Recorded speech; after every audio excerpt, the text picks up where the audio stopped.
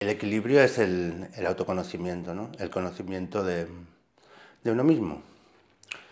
Si no hay conocimiento de uno mismo, no sabes dónde están los extremos y por lo tanto no sabes dónde está el punto medio o lo que se supondría que tendría que ser el punto medio donde está ese supuesto equilibrio que habría que ver si existe o no. Pero bueno, para resumir un poquito, el equilibrio para mí es el autoconocimiento.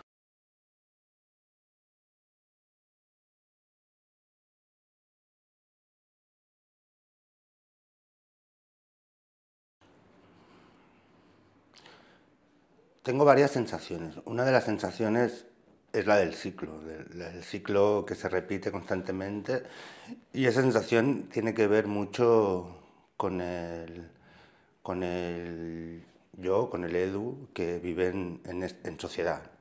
Y ahí sí que veo que hay ciclos que se van repitiendo, ¿no? Em, Personalmente creo que sí que hay ciclos, pero también hay un camino que se va haciendo precisamente rompiendo estos ciclos, que primero hay que descubrirlos para poderlos atravesar, y ahí sí que se va haciendo el caminito personal, el caminito del conocimiento, el caminito profesional, aunque lo profesional yo creo que es más cíclico. No sé, creo que conviven las dos cosas, lo cíclico y, y lo personal y el camino personal, ¿no?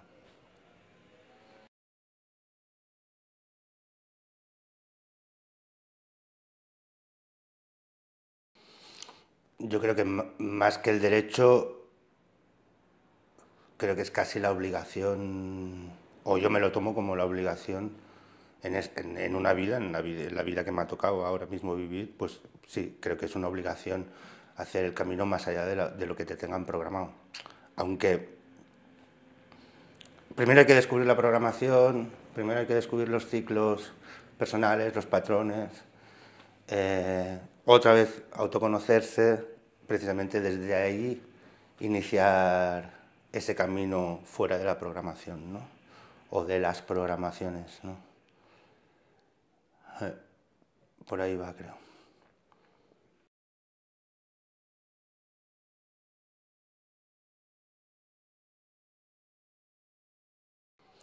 La forma con la que yo cuento historias, o la estructura con la que yo cuento historias, eh, es mucho el mundo, es el lenguaje audiovisual, ¿no? Ahí es donde,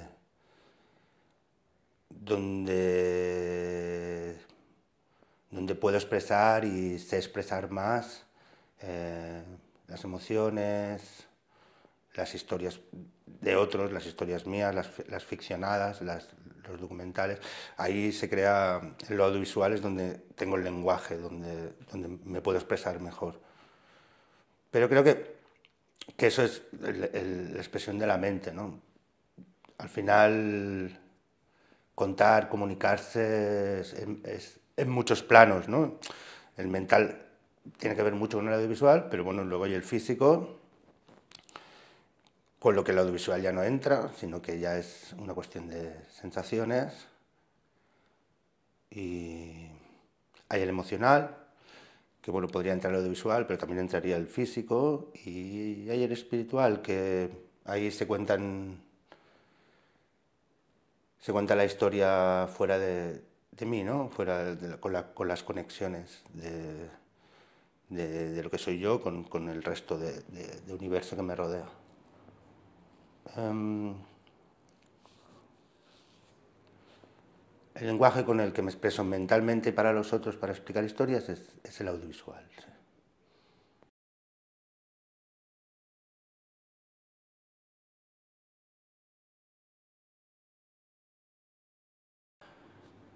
Hombre, yo diría que formo parte de la sociedad esquizofrénica y que hay una parte de mí que está enajenada, hay una parte de mí que es inadaptada y hay una parte de mí que es infeliz.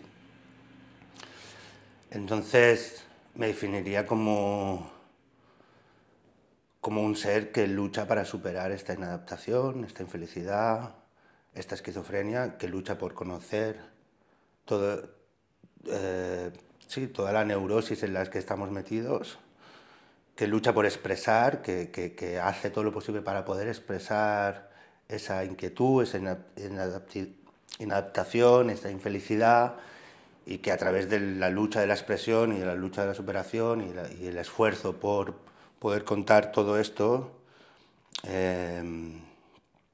consigue ciertas parcelas de adaptación, de felicidad y de sanación, de salud mental. Yo creo que el Matrix en el que estamos metidos, y yo personalmente en el Matrix estoy metido audiovisual, que es un reflejo brutal de esta esquizofrenia. De hecho, no, el mismo Matrix audiovisual alimenta toda esta esquizofrenia. Creo que esto es insalvable. Es insalvable, al menos si estás aquí, en la ciudad, metido entre pantallas. Creo que la programación de niños y de la educación que hemos tenido hace insalvable toda esta esquizofrenia. Yo creo que casi ni hay que salvarla, sino aceptarla, que estamos hechos así, que somos eso también, que somos neuróticos, que somos esquizofrénicos, que somos infelices, que somos inadaptados, y a partir de ahí sí que hay un caminito que tiene que ver mucho con la creatividad, que tiene que ver mucho con la respiración, que tiene que ver mucho con la expresión, que ayuda a clarificar un poquito todo este caos que nos rodea insano y que nos ayuda a seguir caminando sin medicarnos, ¿no? Sin medicarnos no solo a nivel pastillitas, sino a nivel emociones fuertes, experiencias extremas, sexualidades retorcidas, ¿no? Creo que en la creatividad, en la expresión, en la respiración hay una vía de escape, hay un espacio de salud. Y ahí por ahí vamos.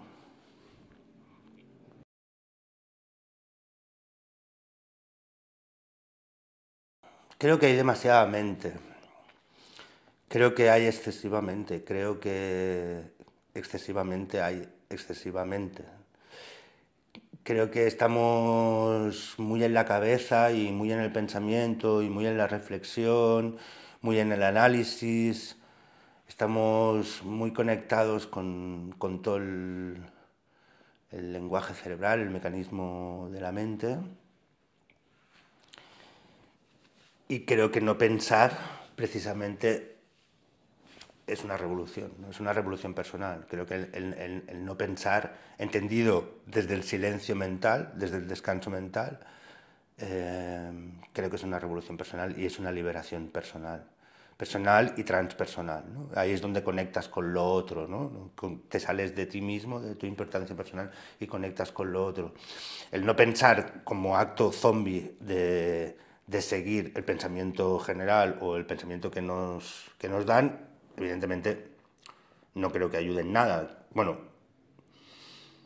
creo que también ayuda, por eso la gente o todos tenemos una tendencia a seguir la línea general, precisamente para no tener el esfuerzo constante de estar pensando, reflexionando, bla, bla, bla. Pero creo que ahí está la trampa, ¿no? La trampa es que tanta mente hace que estemos constantemente metidos ahí, que estemos todo el rato pensando, todo el rato reflexionando, estudiando, haciendo malabarismos con los conceptos, con las palabras, ¿no? Dándole nombre a todo, incluso a las emociones. Y creo que esta es la trampa de la mente. Por lo tanto, cuando eso para, cuando aparece el no pensar, hay una liberación. Yo diría que el no pensar se consigue o se puede conseguir de muchos métodos. Uno evidentemente es la meditación, pero a través del arte o del acto de crear, ¿no? Del acto creativo, también se llega al no pensar, ¿no? Hay un no pensar que es que es muy potente, y hay un no pensar que es alienante, zombie, ¿no? Hay que escoger, es la pastillita azul o la pastillita roja.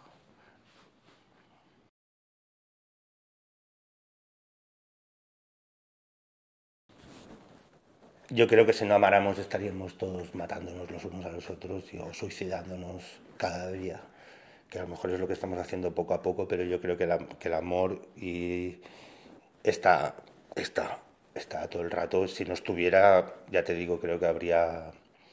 Lo que pasa es que está muy contaminado, y lo que pasa es que está muy condicionado por toda esta información y todo este batiburrillo social, audiovisual, experiencial que vivimos. Eh, el que piensa ama. Yo creo que ama a todo el mundo. Yo creo que sí, que claro. Que... Lo que pasa es que no se ama con la cabeza. No se ama con la cabeza, se ama con el corazón, se ama con la piel, se ama con el alma. Y lo que se hace con la cabeza es darle forma y dar comunicación a ese acto de amar cuando hay encontronazos o cuando hay cosas a resolver. Pero la cabeza no ama, la cabeza aclara si es una cabeza sana, ¿no? Si piensas mucho, el amor se enreda, pero es que se enreda todo, ¿no?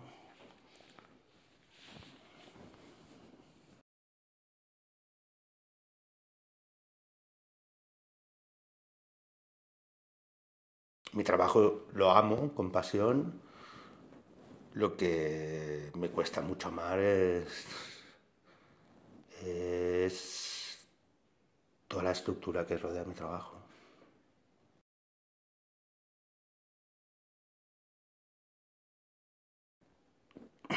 Lo que creo es que todo es una búsqueda de lo mismo, ¿no?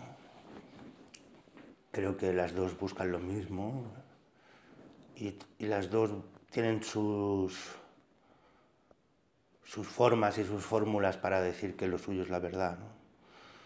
Al final la ciencia lo que está buscando es la clave de la naturaleza, la clave de dónde venimos, la clave de nuestra esencia como ser, la clave de este orden universal que hay, poder entenderlo, y lo hace a través de las matemáticas, de la física, de la química, de las herramientas que tiene para justificar y para decir que sí, que yo tengo razón, que la ciencia tiene razón. Y la religión pues hace exactamente lo mismo, pero con dogmas de fe, sí, con mitos y, y con Dios o dioses que justifican todos los actos y toda la organización, ¿no?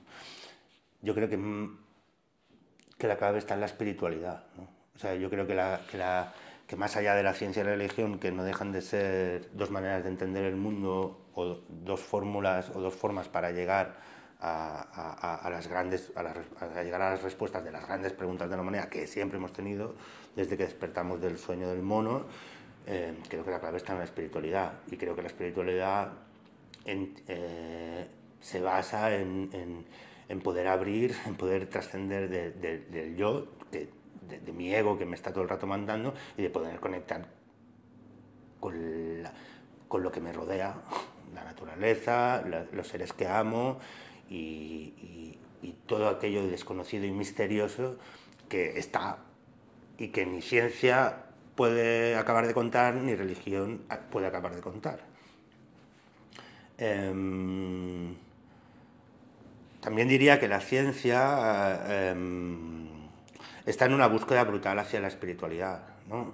Y que la religión y las religiones están integrando la ciencia, ¿no? Entonces, bueno, algunas no, algunas están viéndose ya por peteneras, pero diríamos que la ciencia inteligente está metiendo la espiritualidad y la búsqueda de Dios al final dentro de sus justificaciones matemáticas, físicas y tal, y la religión está integrando todo el conocimiento de la ciencia, la religión inteligente, diría yo, está incorporando todos los conocimientos de ciencia sin que se peleen las unas con las otras, ¿no? Pero al final tanto una como la otra son búsquedas del hombre y de la mujer, de la humanidad, hacia las grandes preguntas. Yo creo que las grandes preguntas están hacia adentro, no están hacia afuera, y se basan mucho en el autoconocimiento y en la espiritualidad.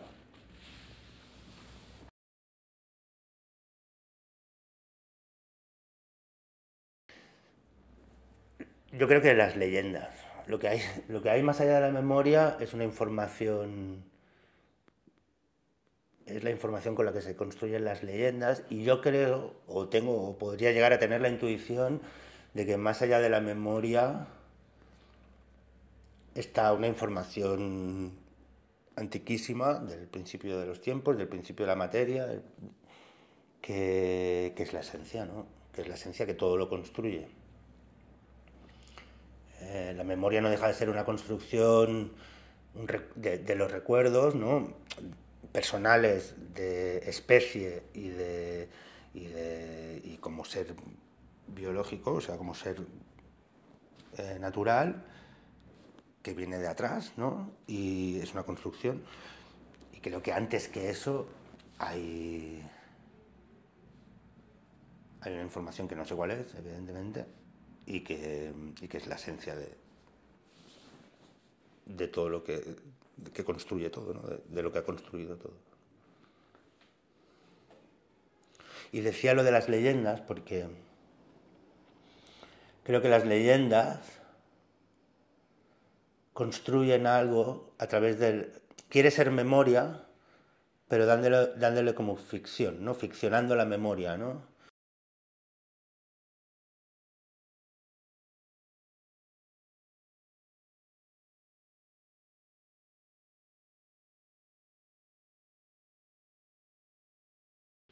Mi trabajo, por definición, es tensión constante. La producción audiovisual, por definición, es estrés, ¿no? Porque hay que solucionar muchos problemas, porque hay mucha presión, porque hay mucho dinero en juego, porque hay ideas en juego, porque hay formas en juego, y tú estás en el centro de todo eso, ¿no? Por lo tanto, hay que aguantar mucha presión, y por lo tanto esto se traduce muchas veces en estrés.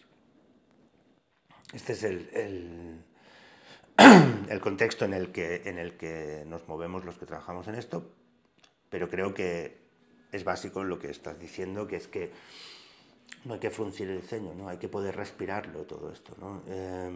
Creo que no vale la pena ser productor audiovisual o vivir en este mundo si uno no es capaz de relajar, de soltar, de no apretar la vida, de no fruncir el ceño, de no tener un espacio para respirarlo, porque si no lo hay, y no lo ha habido, y en mi caso no lo ha habido, muchas veces se va consiguiendo, son terrenos que se van conquistando, esa tranquilidad, ese saber estar. Si no lo hay, lo que hay es estrés, es mal humor, son malas formas, se genera todo un círculo vicioso de mala energía que lo único que hace es complicar la vida, complicar el producto, complicar las relaciones personales que se tienen tanto con clientes como con colaboradores y evidentemente con uno mismo. Entonces hay que poder llegar a ese punto. Si uno se dedica a esto que nos dedicamos, hay que poder llegar, es un reto personal, y no solo personal, sino de nuestro pequeño estudio, es un reto personal poder estar a tope, poder estar dándolo todo, poder estar en un alto rendimiento sin que eso sea necesariamente se traduzca en un estrés y en un mal vivir y en un desgaste energético excesivo.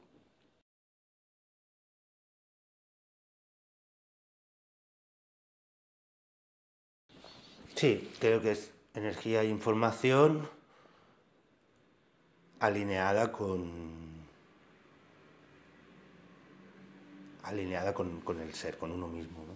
O sea, creo que energía e información hay por todos los lados, y cuando eso se alinea con tu mirada, ¿no? Con tu sentir, con tu corazón, entonces es conciencia.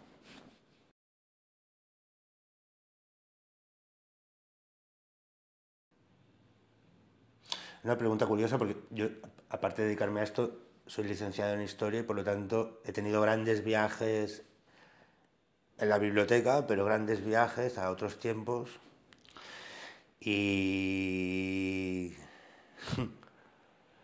es difícil de contestar porque hay muchos espacios temporales que me hubiera gustado vivir. Uno de ellos es el Renacimiento y otro es la prehistoria, sin duda. Cuando éramos muy poquitos, había espacio y la relación con la naturaleza era más directa y limpia, ¿no?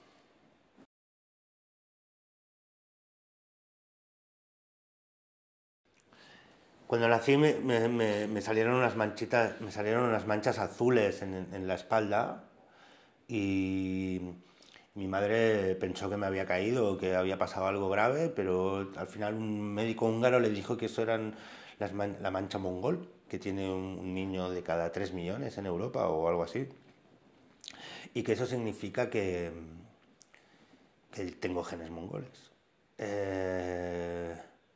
Bueno, seguramente la expansión del imperio mongol, que todos conocemos a través de la figura legendaria e histórica de Gengis Khan, las invasiones que tuvo el ejército mongol generado por él y por lo tanto la mezcla de genes, o sea, a base de violaciones o a base de amor entre soldados o soldados mongoles y habitantes europeos, pues ha llevado a que gente como yo tenga la pinta de mongol, aparte de otras pintas, porque no solo soy mongol y que sí, que tengo genes mongoles. Esto me hace mucha gracia porque en este momento donde las nacionalidades y las pertenencias al terruño parecen que son tan importantes, solo hay que mirar, hay un mapa interactivo en Internet, bueno, varios mapas interactivos en Internet, donde uno puede ver la mezcla genética que existe en la humanidad y uno puede ver de dónde venimos, ¿no? Y los que vivimos en la península ibérica y los que vivimos en Cataluña sabemos que por aquí ha pasado todo el mundo. O sea, esto ha sido un corredor de paso genético de un montón y un montón y un montón y un montón de etnias, un montón de pueblos y somos la creación de mezcla, ¿no? No hay pureza en nosotros. Si hay pureza, es una pureza que no tiene nada que ver con la genética y no tiene nada que ver con las nacionalidades, ¿no? No quiero hablar de política, pero a nivel genético diríamos que somos mezcla. Y gracias a, iba a decir gracias a Dios, gracias a la mezcla.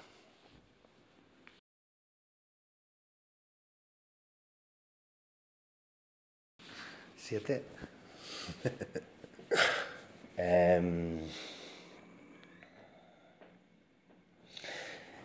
Deberíamos saber dónde está el corazón, dónde están los riñones, dónde está el hígado. O sea, deberíamos conocer nuestro cuerpo.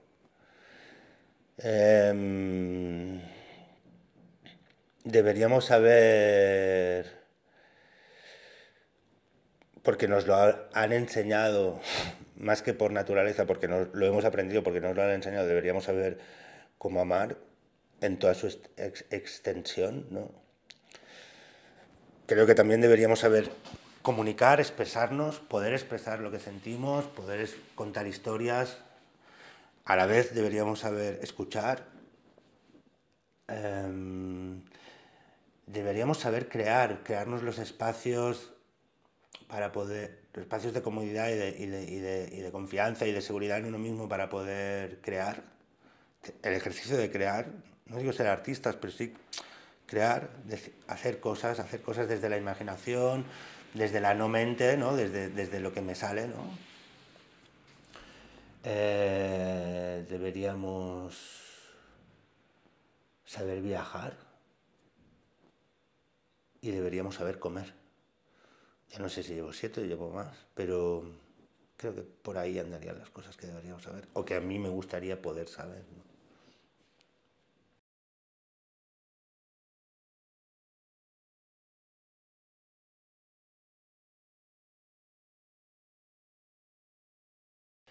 Mi deseo es seguir rompiendo mis ciclos, seguir rompiendo mis patrones y seguir haciendo mi caminito con amor hacia mí mismo y hacia todo aquello que hago.